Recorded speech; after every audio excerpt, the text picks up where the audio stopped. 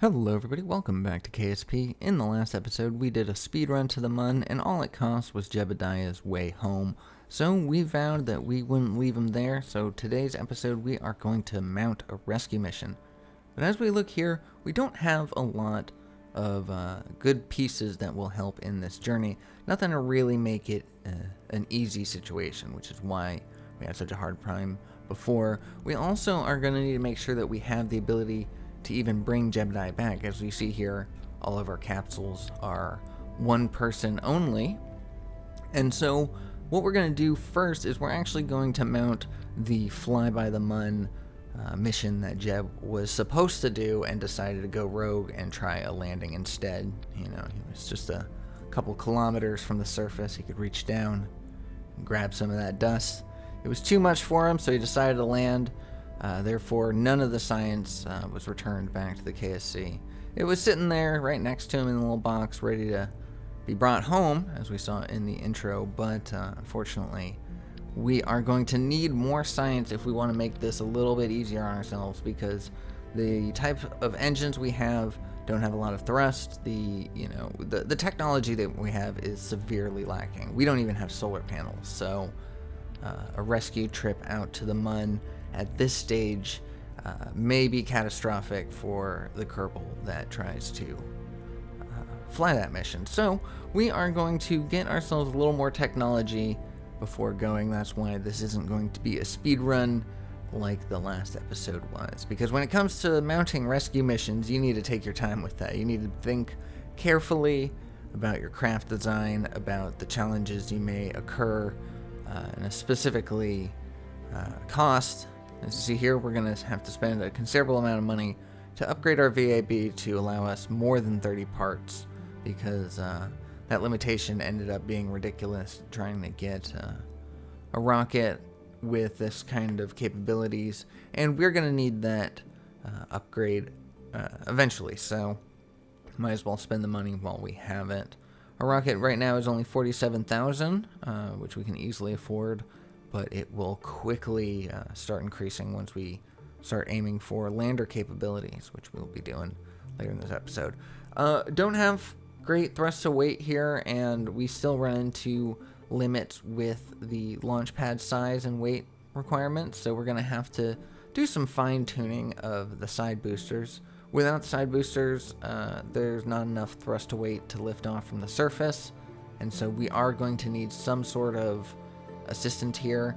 However, we are dealing with what is known as the tyranny of the rocket equation, whereas the heavier your craft becomes, the more fuel you'll need to lift it off the surface and get up into space, but the heavier your craft becomes, the more fuel you'll need to lift it, and the more fuel you carry, the heavier it becomes, so on and so forth. So a lot of rocketry, especially early rocketry, well, kind of all rocketry, is trying to find that sweet spot between how much it weighs and how much fuel you can allow it. Because if you can allow it more fuel than what is just barely necessary to get it up, up into orbit and stuff, that's when you start having the ability to go elsewhere. Or, once you start filling in space. But as we see here, I'm actually limiting the fuel in some of these pieces because, once again, we hit a weight limit on the launch pad. We don't have the money to... Well, we can't spare the money to upgrade it at the moment. So instead, we're going to limit some of its capabilities, some of its fuel. We still have enough Delta V to get into orbit, so that's good. I'm not too worried about that. When we get out on the launch pad, we see wobbling immediately, and as we found out in the last episode, without the struts unlocked in the construction tab, we don't have the ability to auto strut this, and so we will be dealing with some wobbly rockets, just like the pioneers of early KSP did, and that which shall not be named. But anyways, later in this episode, when we can afford to have better science and better struts, we can look at how to turn on auto struts at that point. As you see here, we've only got a few more seconds of burn time remaining in these side boosters, and when we get ready to kick them off, they're kind of pointed towards the rocket itself, and in doing that, the aerodynamics force it back towards the lower stage. So our middle section is gone. We are now relying solely on our vacuum engine, which will not be enough to lift us into space. Our thrust to weight is under 1, so the highest we're going to get is high altitude, so the best we can do is just gather the science from that.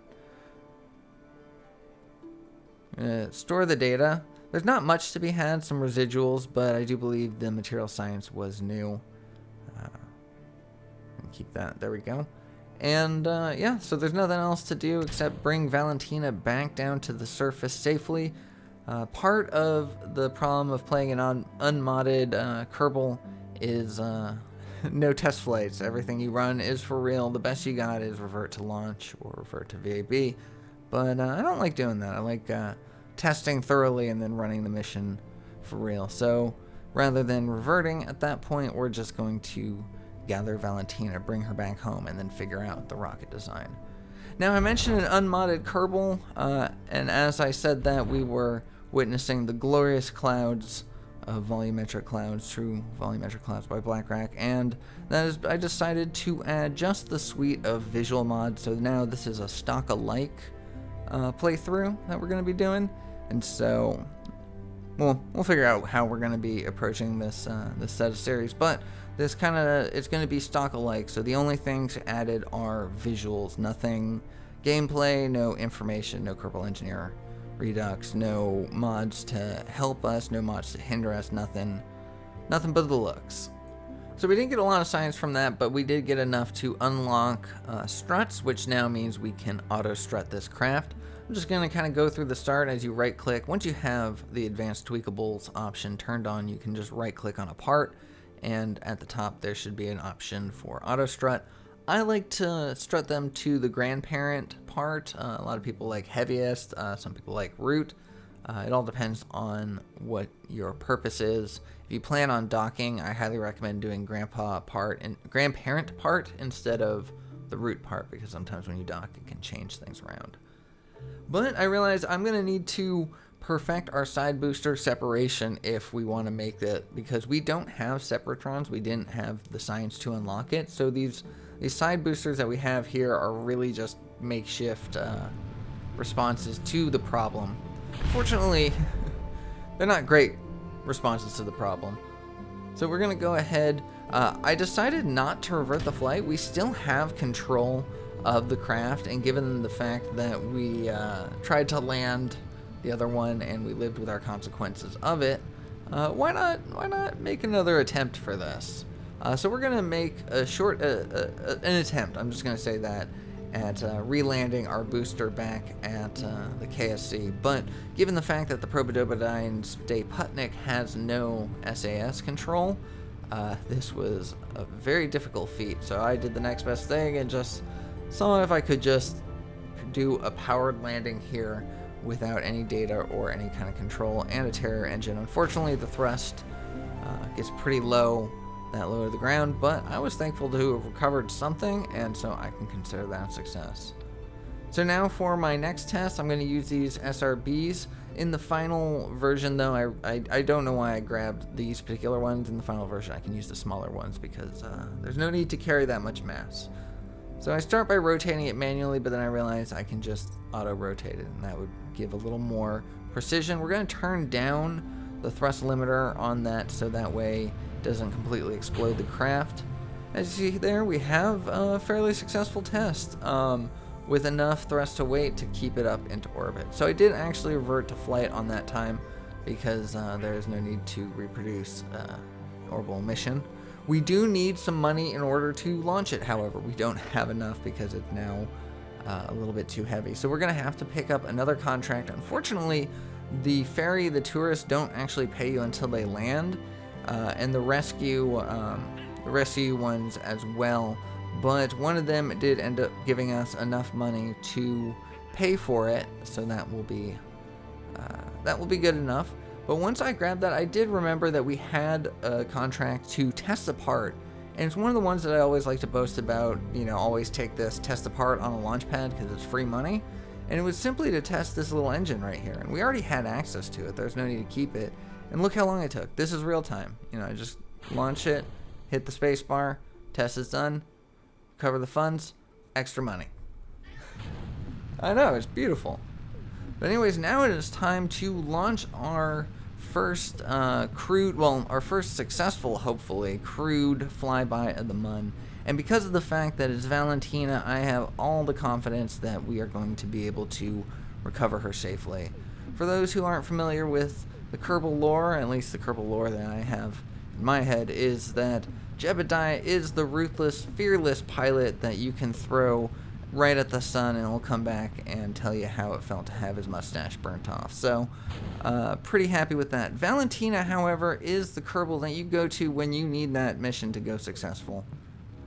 Real fast, you see we have a thrust to weight of over 1 as the booster separated, so we have a good trajectory as far as going out into space. We are now in the apoapsis of 75 kilometers, and we have patch conic, so we can plot in our maneuver, which starts in only a couple seconds, so we're going to have to adjust that and flip ourselves away. Valentina had never been into orbit before, so she doesn't have prograde, retrograde, SAS control, so we're going to have to just manually tip ourselves over to reach our maneuver goal.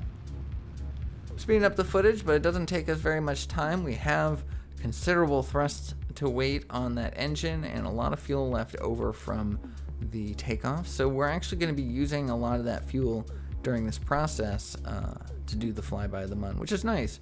But that means our Terror engine was a little bit of a waste. We could have packed less fuel, we could have avoided it entirely and just made this potentially a single stage to orbit and single stage to flyby, but who knows, we have to see later. That's the terrible and beautiful thing about the rocket equation, is you spend all this time, build this gigantic craft, and meanwhile, if you had just made it just a little bit smaller, packed a little bit less fuel, and consolidated your payload, you could have done much more with much less. But anyways, we're approaching our burn as we cross the horizon line of Kerbin, and we see that it's a little bit hard to see in the darkness, but there is the Mun directly ahead of us. We'll be able to get a better look at it in a little bit. But we just burned prograde relatively, and that will put us on our trajectory. 21 kilometers above the surface is way lower than we need to be, but I like keeping below 20. I typically like below 20 for both the Mun and Min-Miss. 14 is good enough. Yeah, somewhere between the 13 and 20 range is ideal, because that is low space for both moons, yet high enough that you can't impact anything because the highest mountain doesn't reach that. So because I can never really remember which one, because one of them is below 60 kilometers and one of them is below 20 kilometers, so I just go for below 20 on both. Now I get the high space science, and we go ahead and store that in the capsule. We have storage for both sets of experiments, just to make sure we don't overload our craft with too many. We're just going to go ahead and time warp our way close. We now have, like I mentioned, the visual suite, so that includes Parallax Continued, so the Mun is going to be a little bit more detailed than before. But if you're looking for a true stock Kerbal playthrough with absolutely no mods, including no visual mods, let me know in the comments below. Maybe I'll run a poll on that. I'm still trying to figure out how to approach this new schedule, with Monday Kerbal being something other than a Janus project, but by having both the Janus project come out on a single day and spreading out the duties between the weeks, between POV and third person, I believe it's led to a little bit better quality on both of them, on being able to focus on the amount of work it takes at this juncture getting them from place to place. But I digress, talking about a completely different thing than what we're looking at, and I don't like doing that. So let us go ahead and push past our periapsis. We've got our low space science. All we need to do now is return home safely, given the fact that we still have our orbiting engine. This lifted us off the surface of Kerbin was supposed to be discarded in low Kerbin orbit, and our interbody stage up there, the Terror engine in orange, was supposed to bring us to the Mun. And so we're going to have more than enough fuel than we need. There is absolutely no concern about whether or not we can get back. The concern is whether or not we explode upon re-entry, as always. But as you see here, we have a very high elliptical orbit, an apoapsis of 260,000 kilometers, so quite high space. But I don't feel like waiting all that time going up there, and we have the fuel to waste. We have the fuel that we can just be super inefficient and just bring her home as soon as possible, and we're going to do that. And in fact, that entire maneuver, we're going to actually put it at the periapsis to just be a little bit more accurate, but that entire maneuver takes less than the total delta V that we have left in this stage with that lower lifting engine, like I mentioned. So still, we're not using any of our vacuum space engine or fuel. So that was, again, indeed an oversight on my part, but it had been so long since I had built a rocket and not immediately tested it in a simulation and crash using the mod. And because I think I would have pretty quickly in my tests, once I ran a full mission, realized, oh, I don't even need that top engine, so I could have consolidated my design, made it a lot more efficient, a little bit cheaper, more streamlined design. But that's what you get when you can't simulate and you choose to or you refuse to revert, as I do. That's a personal choice, you don't have to, but that's what you get. You gotta live with your consequences. So some of that means overbuilding, some of that means underbuilding and having to make daring rescue attempts, and some of that means having to live with the consequences of your craft breaking on the surface of the Mun, getting you stranded and making Valentina come rescue in the first place. Anyways, the other visual mod in the suite that we added was Firefly because of its glorious re-entry effects. Gotta love that smoke trail of the other two pieces. I love being able to keep an eye on all the parts and re-entry, because as they break apart, you'll actually see, in the Firefly mod, you'll see multiple trails of smoke depending on how many pieces end up getting broken off. It's very cool, very realistic. But with that, we had enough ablator. We actually limited the ablator in our heat shield, but we had enough so we didn't burn up. And then after we pass through the cloud layer, it's safe enough to deploy our parachutes. We actually have way too many parachutes on this. We very well could have reduced it probably to just that top one, I would imagine, but honestly, I don't feel safe not having it. Valentina is too precious to lose because of her ability to really focus and not take the risks that JEB does. We're going to need her coming up. So that netted us, totaled us a whopping 360 science, so we now have quite a bit to spend. I am going to need a way of housing Jebediah to bring him home, because the only capsules we have only contain one Kerbal, so we are going to need to upgrade that. Unfortunately, I don't have the ability to get Separatrons, so that is still going to be a problem. We are going to need landing legs if we plan on actually landing on the Mun. I mean, obviously we could just land on our engine bells, but that brings a whole set of problems. I noticed there that I do have a cabin that can hold more than one Kerbal. However, it is a plain cabin. I don't exactly like relying on that as well when other options are available. Unfortunately, we can't get better engines, lifting engines, or orbital engines, because that is more science than we're allowed to spend in this stage of the R&D. We have to upgrade it. So instead, I spent some of that science in the electrical so we can get some solar panels, and I do spend some science in the plane science, so that way we can get a better control surface for our tail fins. A little bit more maneuverability on takeoff will be great. So now we have science low in space above the Mun and high in space above the Mun, but we don't have any science on space, and Jebediah has no way of collecting that either. So we are going to pack this with a little bit, just a solitary experiment from each type. We're going to put a tiny little fuel tank and the Terror engine in the center.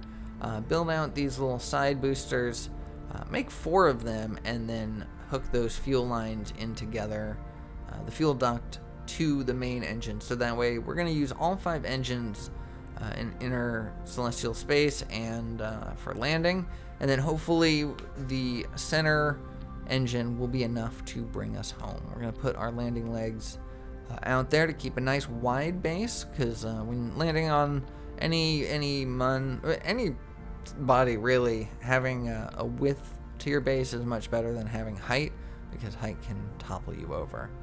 So we're going to put on this engine to save ourselves a little bit of delta V. This can be our from low curb and orbit to the Mun engine, and it is way too overbuilt. We don't need this much, so once again it would be too much delta V just to lift off. So instead we are just going to get the craft that we have, the lander, ourselves into orbit. Hopefully we can utilize some of this lower stage as well to push us out towards the Mun, but other than that we're going to try to keep our rocket a little bit more simple. We're going to use these side boosters because that center engine doesn't have enough thrust to get it off the surface, so it will need some assistance. This will definitely do it. Those tail fins are designed control surfaces, so we can have a lot more control as we ascend. However, this rocket is now way too heavy, so we are not going to be able to launch it off the launch pad there, and we can't afford to upgrade the launch pad, so we're going to have to come up with a better solution for the side boosters. So as we see here, replicating the center tank was not feasible, so we go for smaller ones and smaller engines, the little nose cone on there. And so now it fits within the weight limit.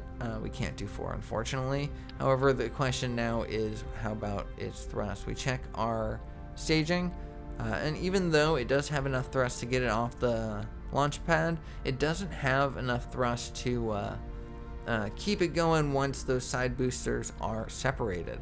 And once I added all the pieces, then it didn't even have enough thrust to get off the launch pad. So we give it a better engine, and even still, it's just not feasible. So I decide to heed my own advice and lessen the payload.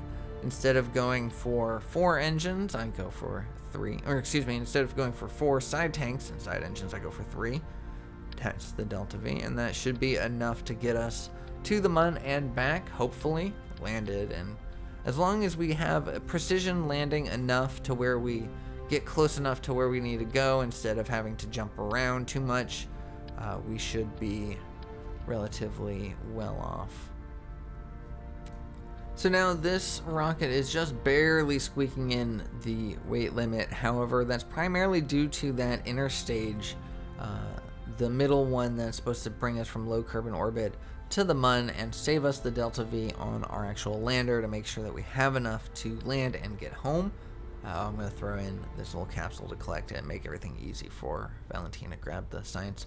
But yeah, in order to try to save the fuel in the lander in order to get there, we're making it really difficult to actually even get the rocket up, into orbit in the first place, because of the fact that the top part is just so heavy. We'll deal with that later, though. For now, we're going to throw on some solar panels to make sure that we don't lose control, SAS control, when we come out there, because landing on the Mun without SAS control is a nightmare. It's just no fun. So because of the fact that we unlocked the electricity node, we have lights that we can attach to our craft, and I like to put these right by the landing gear and take them off the light action group and attach them to the landing gear, so that way when we go to extend them, the lights will automatically come on, and when we go to retract, they'll come off, because there's no need in illuminating the space behind you, because there's nothing to illuminate except landing. That's the important part. But I do put on these lights here to show a little bit of the craft in dark space, and then I think about it, I put this light on here and attach it to the same, I take it off the light action group first, and then I attach it to the same action group for the collect science, and I make it a blinking red one, so that way once we collect the science into that capsule, it will constantly be blinking red, reminding us that there's science in there.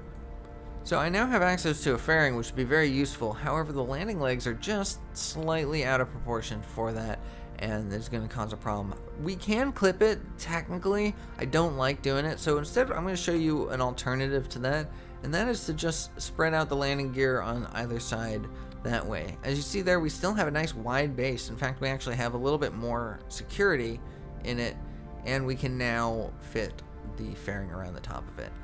You don't need to have the capsule stick out through the top. In fact, it'd probably be better not to, but I just couldn't help myself. I thought that was just so funny. We are unfortunately still over the mast, so we are going to need to remove some of its fuel. It's okay, we can pull out some of the solid fuel without wasting too much. However, we do end up removing the SRBs entirely to explore other options. Like I mentioned before, I'm going to eventually solve the real problem in this, and that is that inner stage causing too much weight for our craft. As you see here, I'm kind of paying attention to it now. I'm like, you know what, do we even need this? If we can get our craft to the Mun with a decent amount of fuel in that lander before having to actually kick on the engines and use that fuel, then we'll do ourselves a much better service. So now we are overweight yet again, but that is due to the fact that I was hoping that I could use those gigantic tanks as side boosters, but unfortunately I cannot, and I'm starting to get a little frustrated, so I decided to name this the Mun Rescue 2, go back to a slightly previous version, and we're going to go ahead and put the landing legs on as we did. We're going to put our lights back here to give a little bit more room to the fairing, and we're going to build it out from the ground up, from the top down, with a little bit more attention to keeping our rocket efficient and slim and aerodynamic in general. But as you see here, that decoupler is causing a little bit of trouble with the fairing, so I put on a little bit of a spacer, and that's enough to give it the room to extend out, once again leaving the pod at the top because I just find that a little bit funny. As you see here, we go for less fuel, and it has enough thrust to weight to lift off from the surface. I want to give it just a little bit more fuel, so that way it has enough to actually get itself into orbit, because we're going to need to at least have that. We can't use any of our landing fuel to actually bring ourselves to orbit, and as little fuel as we can to bring it to the Mun would be great, because here's the thing about launching a rescue mission, is there's a joke in the Kerbal community that rescue mission number 1 always leads to rescue mission version 2, which leads to rescue mission Mach 3, which will lead to rescue mission Mach ... I forget which number we're on. There are so many Kerbals on the Mun that it might as well be a colony. So in order to avoid that, whenever you mount a rescue mission, it's always nice to not have to follow it up with a second one, because then you have to rescue 3 Kerbals, and it's a lot harder at that point. I'm going to throw on some extra lights onto the side boosters to give it a little more clarity in the darkest parts of space. I went to go refill my coffee, and when I reloaded my craft, the fairing disappeared for some reason. So I am going to have to rebuild that, but it's not a problem. It was easy enough to build in the first place. But then I realized that in this new version that I made, I forgot to put on solar panels entirely, because I had to... I only just got those towards the end. I decided to give it enough battery that we won't ever have to be in fear of losing electricity, because we had the money, we had the parts, we had the weight, so everything was good. I decided to make it 4 SRBs in order to give it a little bit more oomph on takeoff, just to make things a little easier. And we are going to time warp our way to a specific launch window, because I realized I don't want to mess around. You know, Jebediah has been waiting there patiently. You know, he's brave. He's got a lot of toughness. He has a high threshold for terrible environments.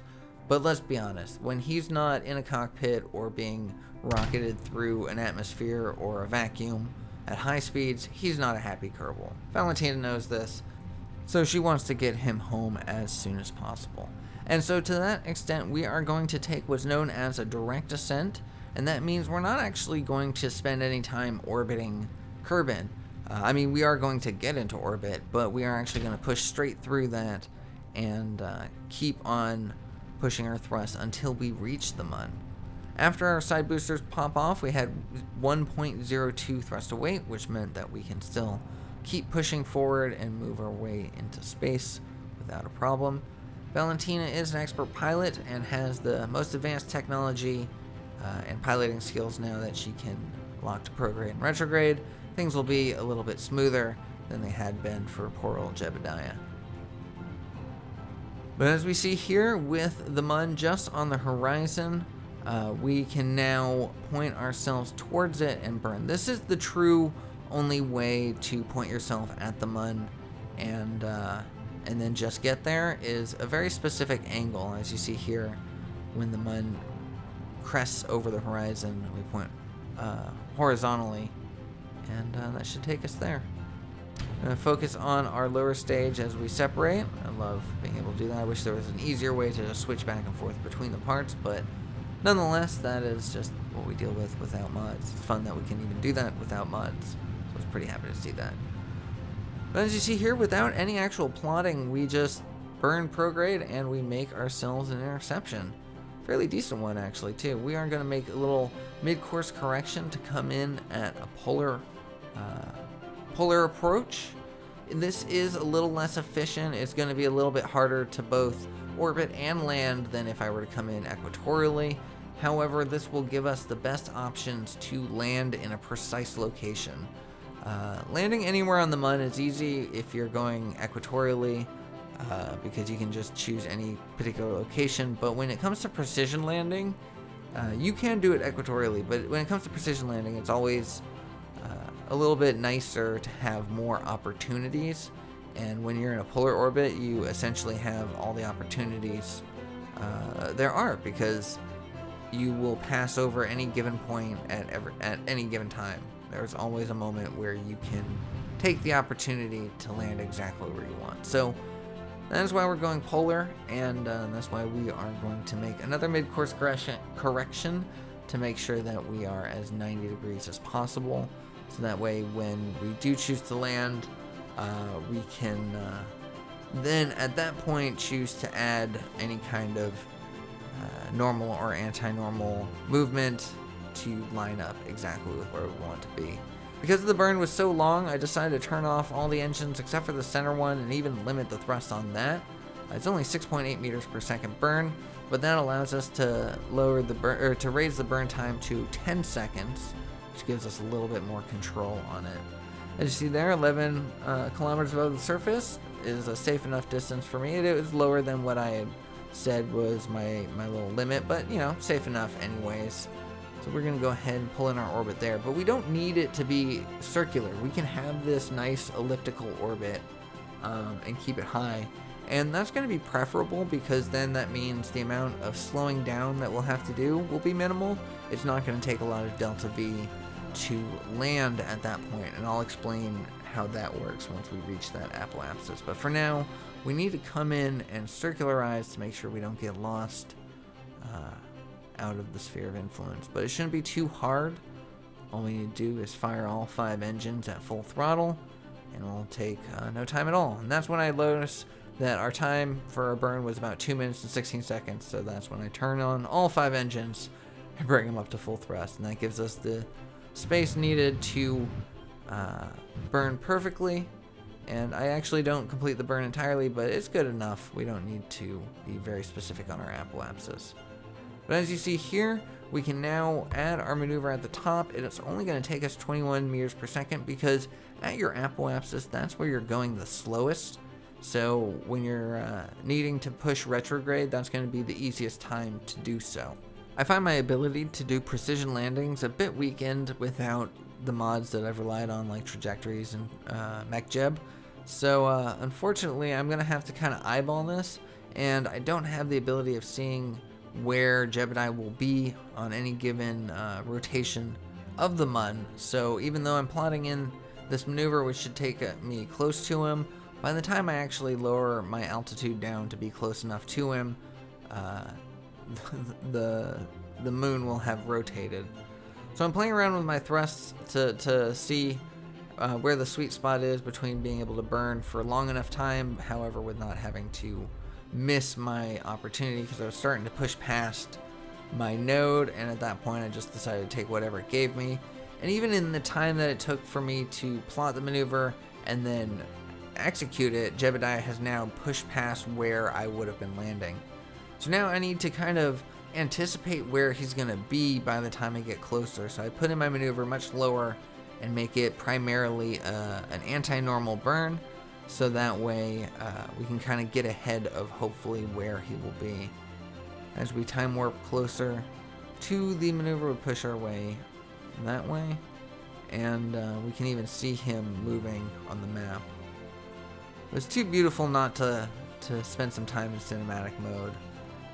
Yep, he's already moved past where we want to be, so we're going to just burn, and we're going to kind of keep going until we can get ourselves to exactly where we need. But the closer we make our maneuver to the surface, the more accurate it will end up being in the long run, because the planet will rotate less in that time. But this is a good enough estimation that we can just focus on our approach. So now, like I mentioned before, a lot more difficult in stock Kerbal than in modded. I had gotten very comfortable with the amount of data and information available to me at any given moment. So it's humbling. It's humbling as well, I thought I considered myself a veteran Kerbal player, but you know what? I may have to reconsider that to just a moderate Kerbal player, because the amount of Kerbal that I played without mods pales into comparison. So it's been a good challenge to go back to an unmodded playthrough, but it's hard to deny those visuals. But anyways, we're gonna approach and do our best. Like I mentioned, I don't like reverting to launch. I don't like reverting to VAB, especially this far out.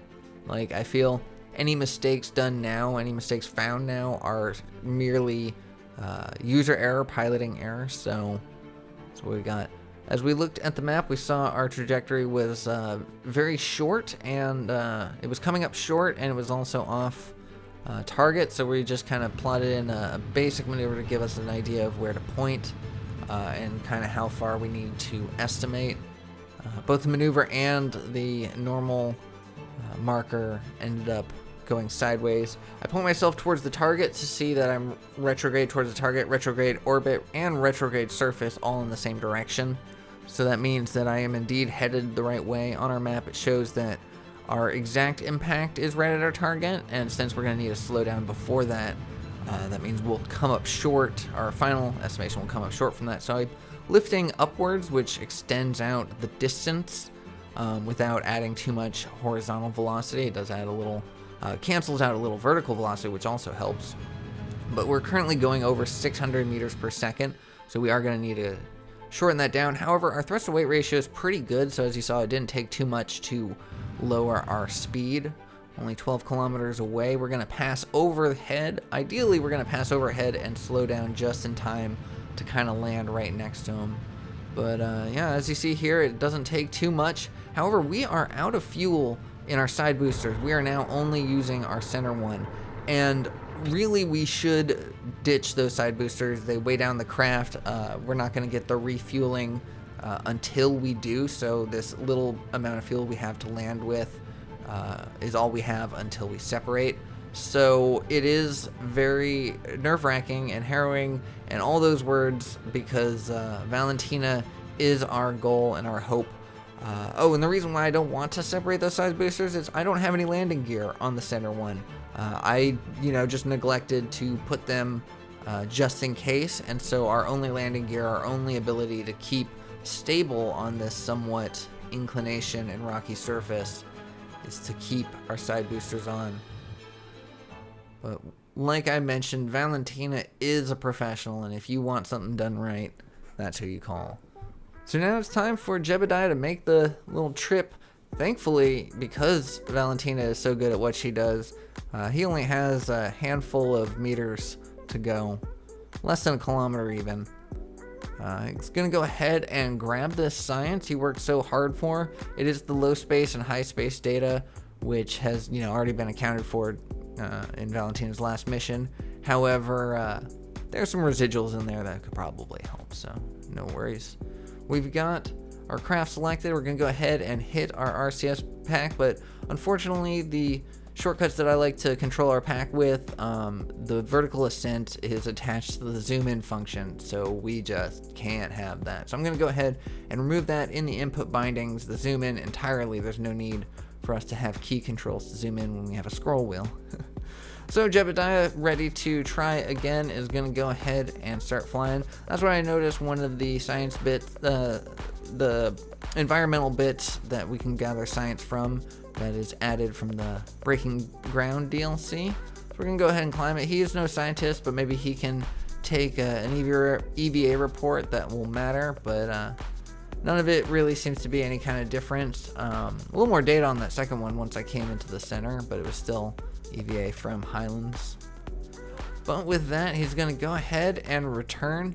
I was going to turn the cinematic off so we could see exactly where we needed to go, but we can actually spot it with our own eyeballs that it was just so close. So maybe I'll do a direct tutorial, an exact tutorial on how to do specific landings from various orbits. If that's something you're interested in, let me know, and I'll try to make a focus on that. But with that, he effortlessly grabs hold of the ladder, dumps in all the science experiments he has that won't overwrite the other ones. And then Valentina goes ahead and gets out to grab the science that was in the storage unit. Just might as well do it now so we don't forget. But then she realized, you know what, she had a successful landing. She worked hard for her achievement. She might as well get the chance to plant her own flag. Plus it will show, you know, just how close everything was to each other and the possible achievements they have from there. But she got to put her own 2 boots into the dirt and the dust, so she is happy. So now all we need to do to get home is figure out the right direction to go. So we're going to kind of wiggle ourselves around to see where the RCS or the SAS is pointing. And then once we lift off, we're going to immediately jettison those side tanks to lower our thrust. As you see here, we don't have a full tank of gas, only 900 meters per second and dropping dramatically. And so we're going to want to get ourselves into orbit as soon as possible and with as little delta V as possible, because it's becoming very clear that we don't have a lot. If we had landing legs on our center tank and had jettisoned our side boosters earlier, we would have had more delta V than we have now, because the landing attempt took more fuel because of the fact that we had those side boosters on there weighing down the craft. So we would have had more fuel. Whether or not we would have had the amount of fuel that we need is, you know, up to speculation. You can never tell. Also, if we were to have landing legs on the center tank, if we were to have been able to plan for those side boosters to be jettisoned before, we wouldn't have put landing legs on them, which would have been, you know, 3 times, 4 times the amount of landing legs, leading to more weight, meaning that we would have more delta V at this point. So it is interesting to see how the numbers change based on tiny movements and tiny changes in weight and velocity. Simply having Jebediah in this cockpit now has ultimately changed our abilities because of the fact that his weight is now added to the total mass of the craft. But we are now in orbit of Kerbin, safe and sound. We're not going to crash anywhere. Unfortunately, we don't have the delta V to come back into the atmosphere. Even with too much delta V, even with the max amount of delta V loss, we still can't get low enough that we can start aerobraking. Our apoapsis is the best place to burn here because that is our highest point, so it can bring our periapsis down the slowest. I started making a couple interceptions with the Mun, so I was going to play around with that a little bit. I decided to play around with some radial movement. This interception is kind of nice, but none of the periapses that it will result in bring me low enough. Try to see if I could brute force my way using the periapsis by any chance, but no such luck there. Having these maneuvers are crucial at this stage because just kind of eyeballing it and just thinking like, oh well, I'll just burn retrograde at my apoapsis isn't always the best solution. So and sometimes going a couple orbits, like I may have been able to hit a better interception with the Mun, but I just wouldn't have been able to plot it out without knowing how to add an extra orbit on here. And I believe there is a way to do so in the bottom left. I'm just not familiar with it, so I just didn't think to use it. So I'll have to do a little more learning with that.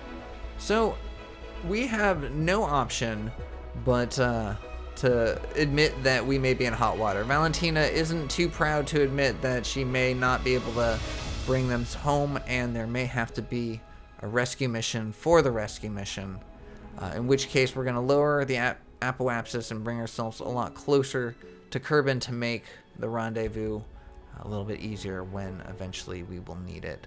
So we're going to just burn all 216 meters per second delta V of our fuel remaining at our apoapsis, pointed retrograde, and just have to deal with it.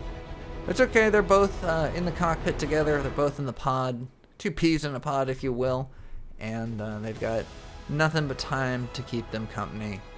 In 10 seconds, they will utilize the last of their options, and they will have to just deliver their report to command, who has yet to know of their situation.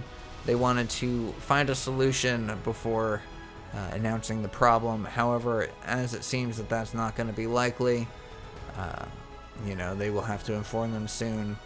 They see, in order to get down low enough, even just to break the Kármán line enough to slow down, is going to need 49.2 meters per second that they don't have. They just almost had. They could have squeaked out just a little bit. That 49 was probably the landing stuff. But that's when Jebediah comes up with an idea, and that is why he is the ace pilot that he is. He can think outside the box and be the brave explorer that is. So he whispers the idea to Valentina and sees what she thinks. She just needs to get an idea of the logistics of it by looking at the entire craft itself, before realizing, hey, you know what? You might have something there. So she goes ahead, hops back into the craft to refuel her RCS, because her monopropellant is going to be a very important thing coming up. So let's go ahead, hop back in. We're going to cancel that maneuver so we don't have anything interrupting. Time warps closer to the apoapsis once again. Not close enough though, but we're going to bring ourselves a little closer and then point ourselves retrograde. She hops out of the craft and starts the daring attempt known as get out and push. Now, I kid you not, this is a tried and true method. Check out any Kerbal community and they'll tell you, when in doubt, when you don't have enough delta V, just get out and push. So we're using her EVA propellant to push the rocket in a retrograde position, thus lowering its periapsis, because we are actually lowering its speed. So we got to keep a real close eye on our EVA propellant, because any missteps here, if we end up floating too far away from our craft or bumping it, losing control, we're going to want enough delta V, enough monopropellant in order to get ourselves back. If we utilize all of our RCS, we're not going to be able to float our way back into the craft. So they decide to trade off duties because of the fact that this is such a daring and dangerous task. They're going to share the duties for it. As Jebediah gets himself into position, realizing just how ingenious he is, patting himself on the back so much, they decide to play a little game of hot potato, and whoever is left in the capsule when the final Kerbal pushes them down into a suborbital trajectory has to buy drinks and dinner when they get back, and none of the cheap stuff. They're going to the fancy restaurants, the highest quality plants that they can get. But as you see here, we lowered our periapsis a bit. We weren't at our exact apoapsis, so we could have been a little bit more efficient, but nonetheless, Valentina gets out, gets herself ready for her second bout of going. Got to line up specifically with the engine bell. If you come in at an angle, you can start pushing the craft in a funky direction, and if you start a spin that's too uncontrollable, it's going to be very difficult to get back in. So even though there's a great smile on her face, delicate maneuvers need to be done, and utmost importance must be taken to safety. Anyways, she's got less than half of 1 unit of monopropellant left, so they keep pushing the boundaries on how much they can go out and push. But with a periapsis now under a little over 200, things are starting to move quick, and eventually they'll start moving exponentially as they get closer and closer. Anyways, we're going to go ahead. Jebediah's turn now to hop out. If you haven't noticed, I've been keeping an eye on the EVA propellant up in the top right to kind of bring it up. So that way y'all can see just how close we end up cutting it at certain times. But even the lining up process uses RCS, so the quicker that he can get into place, the more delta V he can push, which means the better chance he has of getting a free meal. So, you know, he's motivated. He's pretty motivated. Valentina, of course, is motivated by getting home. She thinks it's a great idea and wants to make sure that it can come out successfully. But at this point, Jebediah is having too much fun and starting to show off a little bit. But now 153 kilometers above the surface, getting pretty close. We're going to go ahead and time warp back to the apoapsis again. Thankfully, Kerbals don't have any need for food or water, at least for sustenance. They can enjoy it, but they can live for many, many, many, many, many, many years out in space. But there's no need that there's no reason that we should have to. There's no need to lack our two best pilots this early on in the program. So, pushing further, as you can see from our nav ball, our orbit's actually dropping significantly. It's now under 200 meters per second, whereas I believe it was somewhere to the tune of 400 something when we started. So we can see the physical results. Unfortunately, we don't have the actual altitude data because none of them are pilot or are engineers. So she gets out or gets back in, and we see that it's 76 kilometers above the surface. So whoever comes out next will guarantee the win. And for some reason, Jebediah was, as he was on his way out, kept coughing. He was like, "Oh no, I've got some space madness. I can't go out there. You got to go out there and push it, Valentina. You got to go out. I can't handle it. You go do it." And so, you know, she was like, "Well, you know, hopefully he's better." But that's, you know, she lost fair and square, and she was ready to pay up. But Jebediah just couldn't allow that. After everything Valentina's been through, after all that she risked to pick him up and get him, after the crushing look on her face when she realized that she didn't have enough Delta V, that she could have flown a little bit better, and it would have made it. That just crushed Jeb's heart. So he wanted to buy her a success dinner and plan out their next project. But now our periapsis is below the Kármán line, and it's significant enough that we will be able to aerobrake without coming in too hot. Unfortunately, we get a little bit of a bad omen as we pass by the surface for the first time. And also, unfortunately, we are going to be coming in on the dark side of the planet, so not as much to see as normal, but nonetheless, we still get a little bit of light show from the Firefly mod.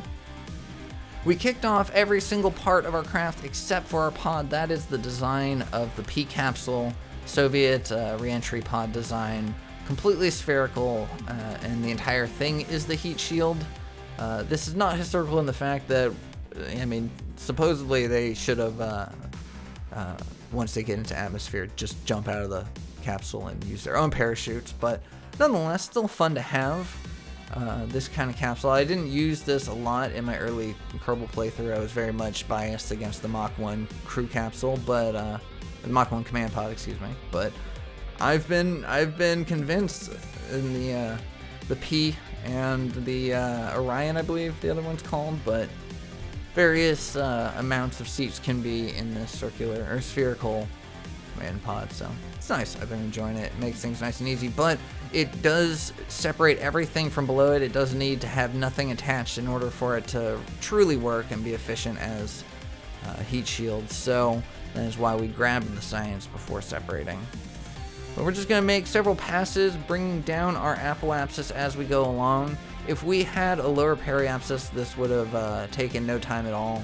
A 42 kilometer periapsis sometimes can guarantee a re-entry in a single bound, but I decided to just play it safe, keep our Kerbal safe, have a little bit lower of a periapsis, or a little bit higher of a periapsis, and just do a few more passes. And I'm glad, because, you know, we don't have any extra mods that handle re-entry heat, but that means that we are victim to the re-entry heat of a stock Kerbal game, which can be a little unpredictable at times. But Nonetheless, our final apoapsis is 109 kilometers, which means that on this pass we are indeed coming back home.